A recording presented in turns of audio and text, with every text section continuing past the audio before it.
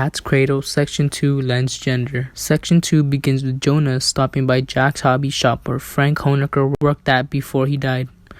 Jack then gets emotional over Frank's death because of how much of a talented architect he was. Later, Jonah meets a bearded man named Krebs at a cocktail party. Jonah let him stay over at his house.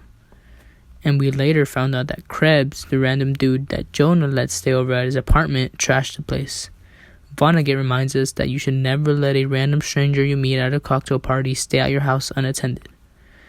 This situation and others allowed Jonah to stay open-minded to the teachings of Bakonin in the future.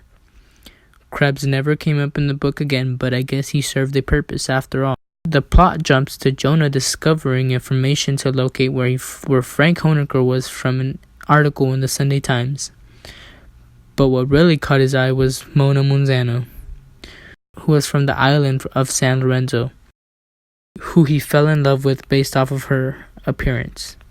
And just like many of us who fall in love for superficial reasons, Jonah was then assigned to report on Julian Castle, a millionaire who lived in San Lorenzo for the past 20 years and founded a charity hospital. He also happened to be an alcoholic, had 5 wives and 1 son, Philip Castle, who happened to be the owner of the hotel Jonah will be staying at.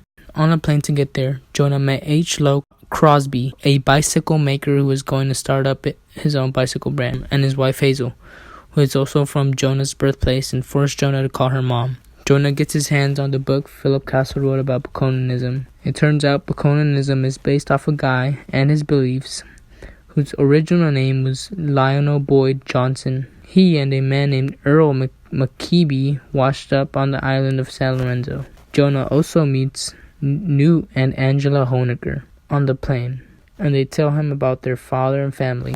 Angela later points out that Frank plans to marry Mona Munzano. Mona Munzano happened to be the adopted daughter of Papa Munzano, the dictator of San Lorenzo. Vonnegut casts her as a sex symbol, while the men in the book are given positive positions of power.